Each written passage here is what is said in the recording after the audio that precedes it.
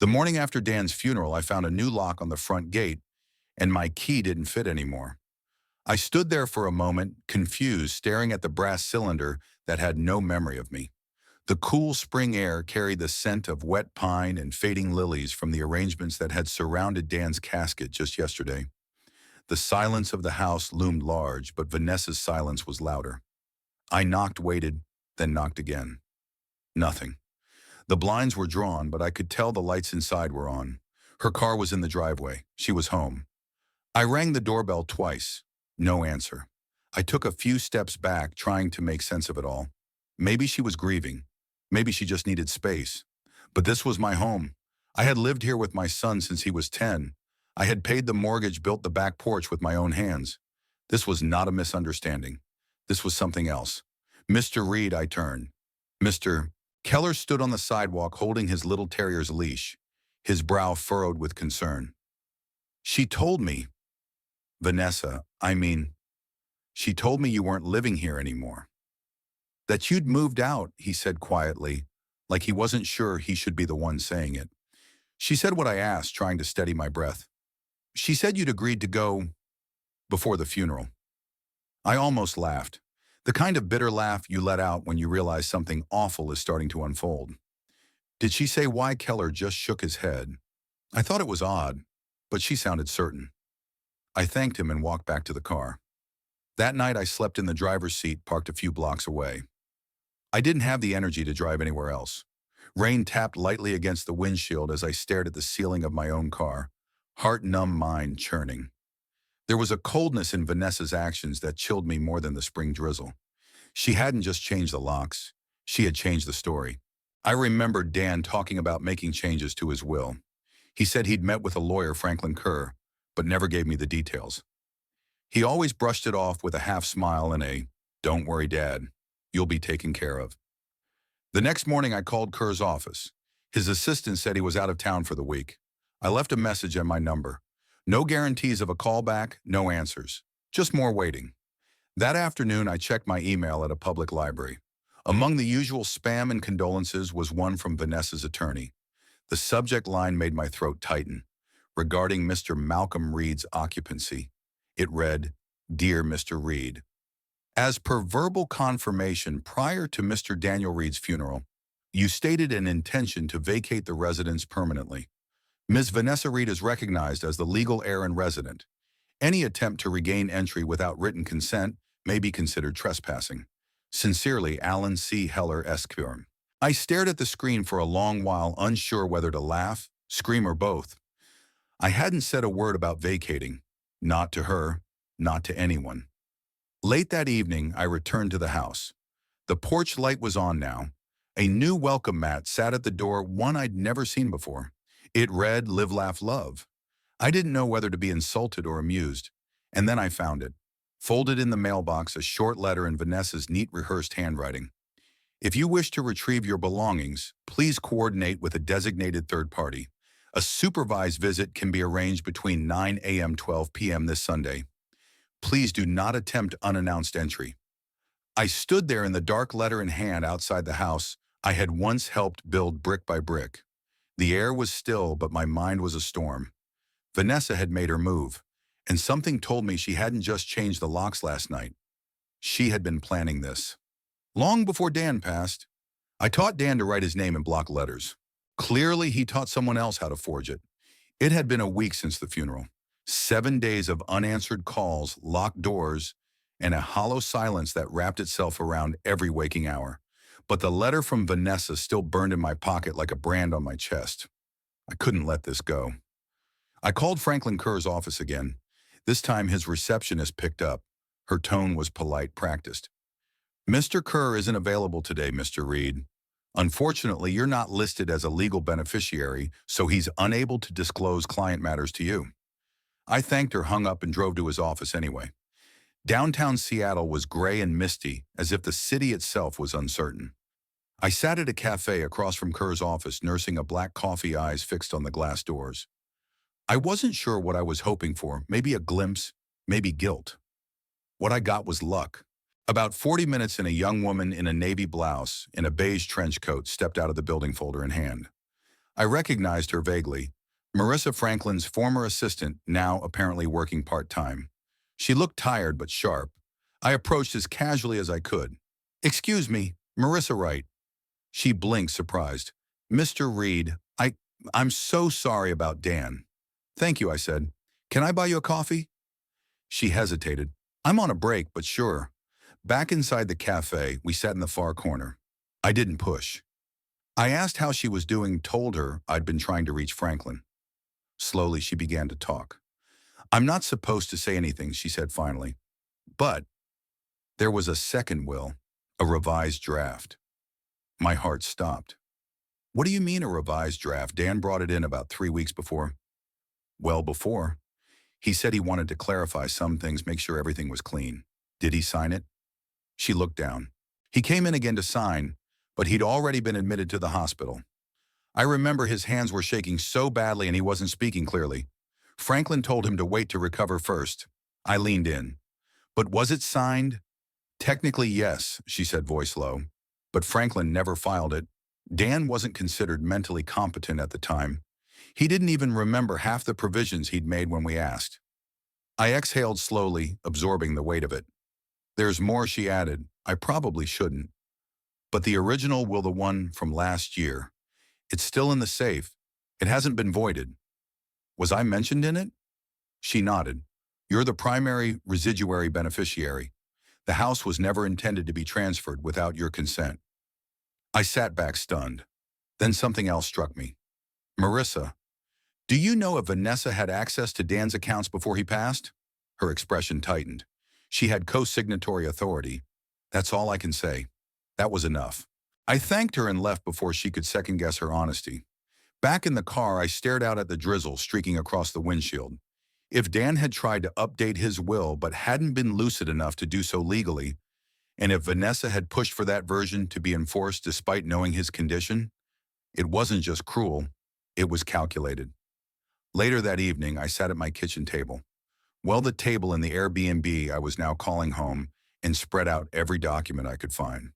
Old statements, copies of Dan's handwriting, notes he'd written me. One signature on the revised will didn't match the rest. The slant was wrong, the loops too tight.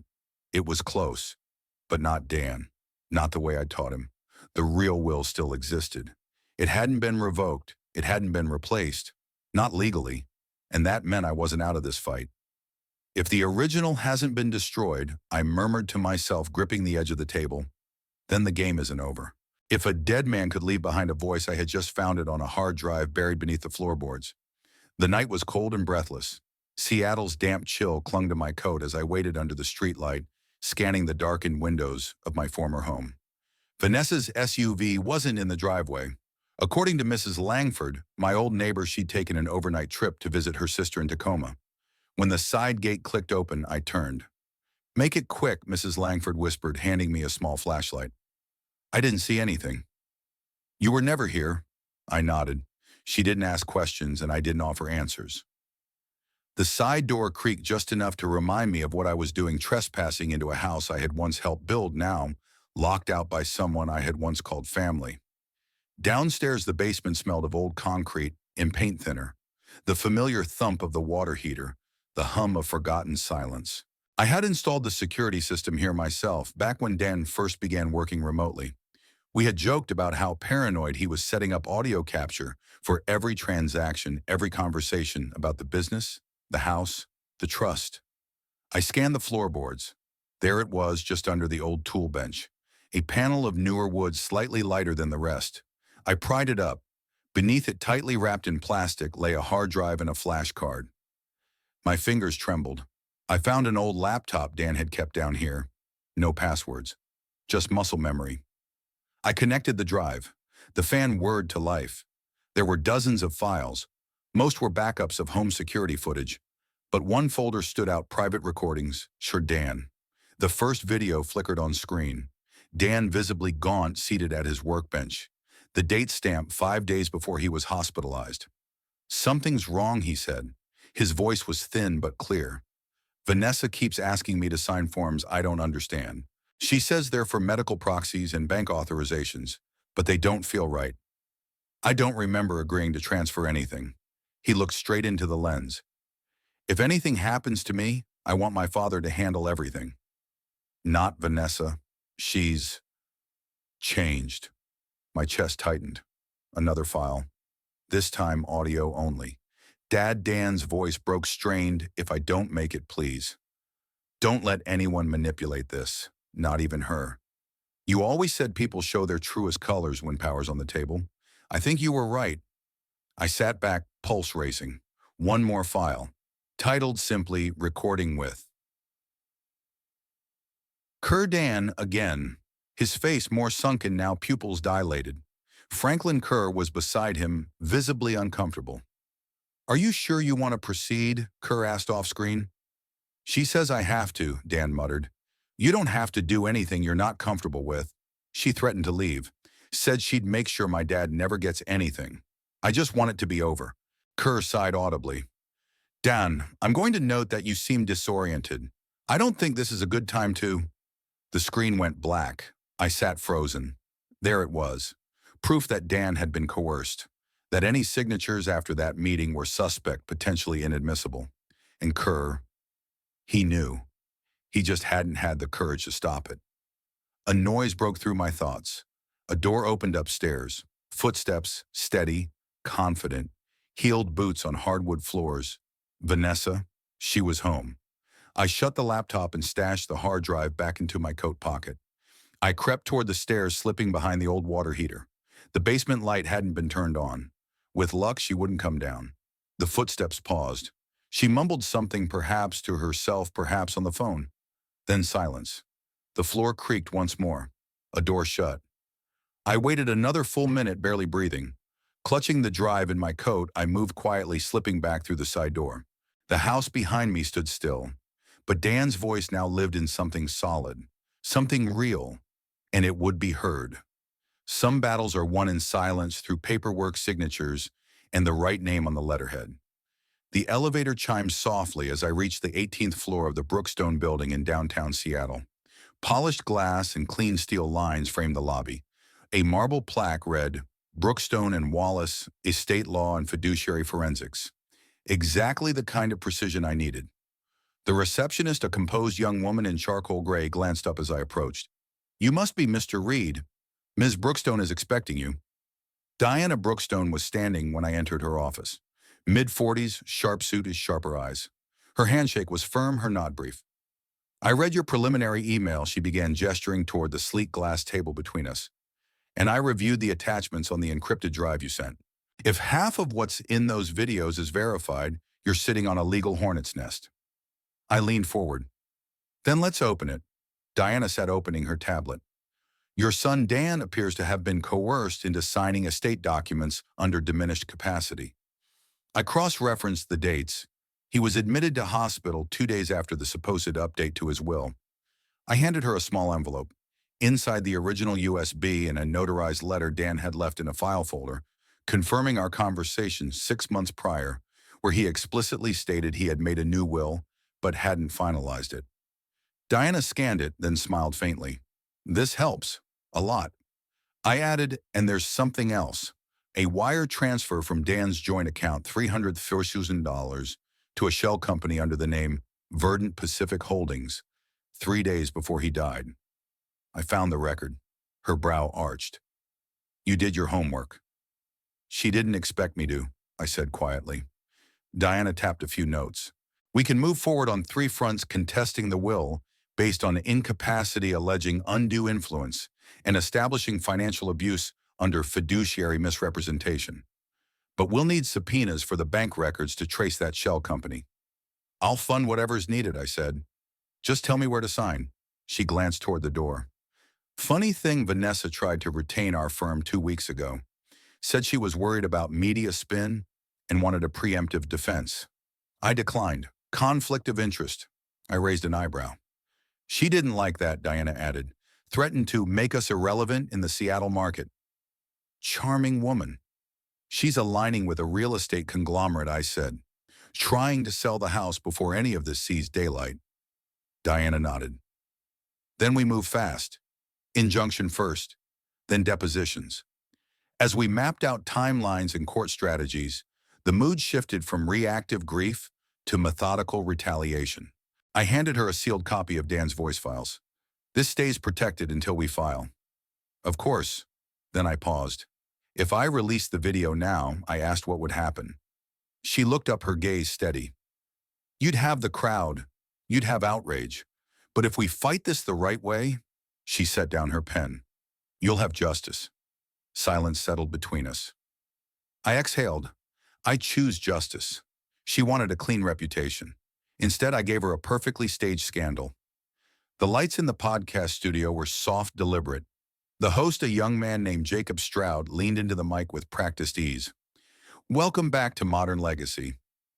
Today's guest is anonymous, but his story, it's anything but silent. I adjusted the pop filter in front of me. My voice would be altered in post-production. No names, no dates, just facts.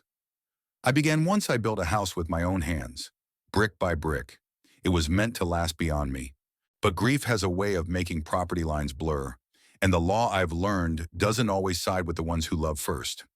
I told the story not as Malcolm Reed, but as a father, a man whose only child had died, and who now found himself locked out of the very home he raised that child in. She says my son left her everything. I continued. No warning, no conversation, just documents she claims he signed while sedated. And I found myself on the sidewalk holding a letter telling me to send a moving company. Jacob sat back stunned. That's horrific. I don't want pity, I said. I want people to ask the right questions. 2 days later, the podcast had 500,000 streams. The betrayed father trended across social media. Clips were stitched into TikToks. Reddit threads sprang up debating inheritance law, elder rights, power abuse. The story struck a nerve. Vanessa didn't wait long. By day 3, she released a carefully crafted statement to multiple outlets. As the legal and rightful heir, I've respected my late husband's wishes. Any implication otherwise is rooted in grief and misinformation. My father-in-law has misunderstood the law and is being manipulated by outsiders. The comment sections turned volatile. That's when I released the first video. Not the most damning one, just Dan sitting at his desk, calm and clear-eyed. My dad knows everything, he said into the camera. I trust him more than anyone. If I'm not around, he'll handle it. I made sure of that. I posted it anonymously on a subreddit discussing the podcast, then forwarded it to Jacob, who confirmed its authenticity without revealing me. The public tide shifted. If the father was supposed to be involved, why was he shut out? Why didn't the will go through formal channels? She sounds too polished, too rehearsed. Then came the breakthrough. A junior researcher from a probate transparency nonprofit contacted Diana. She had followed the podcast out of personal interest and discovered something. A version of Dan's original will had been uploaded years ago to an independent verification registry time-stamped and co-signed by both Dan and me. The registry wasn't legally binding on its own, but it confirmed that there was at some point a legally witnessed document placing me in a fiduciary role. One that predated the new documents Vanessa had tried to push. When Diana called, her voice was sharp with focus. We just got our lever, she said. Prepare to serve papers. We're going to court. And she won't see this hit coming. I stood by the window of my small temporary apartment, watching a city unaware of the storm it was about to witness. I didn't need the crowd, but I had them. Now it was time to earn something greater. Justice. Justice doesn't shout. Eventually it just arrives. The courthouse loomed against a slate-gray December sky, its columns worn but dignified. A quiet crowd had gathered outside, members of the press, advocates for elder justice, and curious citizens who had followed the unfolding drama online. But inside the room held a different silence, the kind that precedes a verdict. Malcolm stood straight, tailored in a charcoal suit that didn't pretend to erase the grief in his eyes. Beside him, Diana Brookstone adjusted a file folder with the calm precision of a surgeon. Vanessa Reed sat across the aisle, fatigue etched deep into her expression. Her once effortless composure had frayed. Her fingers gripped a silk handkerchief more tightly than she realized. Judge Sanders entered. His presence silenced everything. Civil case 3471, Reed versus Reed estate dispute. Diana rose. Your Honor, we submit the original will co-signed by Daniel Reed and Malcolm Reed, witness fingerprinted, and she tapped the folder validated by timestamped video. A monitor displayed the clip. Dan's voice filled the courtroom. If I don't make it through this, my father decides. He's always known what's right. I've left everything to make that clear. Then came the financial records. Diana moved through them methodically, the $300 wire transfer to a Shell LLC. Vanessa's authorization forged through joint account privileges, the timing aligned with Dan's sedative medication chart. Vanessa's attorney rose voice tentative. This is all circumstantial. My client has suffered as well. She lost a husband. But the judge raised his hand. Spare us the sentiment. We're here for clarity. Then slowly Malcolm stood. He didn't look at Vanessa. I didn't come here for revenge, he said evenly. I came to correct a lie. Dan was not perfect, but he was deliberate. He knew what he wanted. He trusted me not because I was blood, but because I showed up. Every time. He looked down once, just once. Families fracture, but some fractures are choices. Judge Sanders leaned forward. This court finds the original will valid and legally binding. The attempt to override that will through coercion and deceptive financial actions constitutes a breach of fiduciary duty. He turned to Vanessa. Ms. Reed, you are hereby removed from all beneficiary status. Assets transferred under your directive will be reviewed for restitution, and this court refers your conduct to the Financial Ethics Committee for further proceedings. Vanessa didn't speak. Her eyes flicked toward the exit, then down to her lap where her hands trembled. Malcolm didn't look at her. He simply closed his folder. Outside, the press was waiting. A reporter thrust a microphone forward. Mr. Reed, do you have any words for the public, for the company, for the family? Malcolm adjusted his coat. Family, he said, isn't always who shares your blood. Dan understood that. Now, so do I. He walked away before the questions could multiply. Behind him, justice didn't cheer. It didn't explode. It simply stood still, etched into paper, law, and memory. Hi, my name is Malcolm Reed. I once believed that love and loyalty were enough to protect what mattered most. But when silence was used as a weapon and family became a transaction, I had no choice but to fight. Justice isn't always loud. It's forged in quiet persistence, through evidence, truth, and the courage to stand alone. No wall of lies can stand forever against the tide of truth. And maybe, just maybe, if you fight back today, you'll never have to bow to injustice again tomorrow.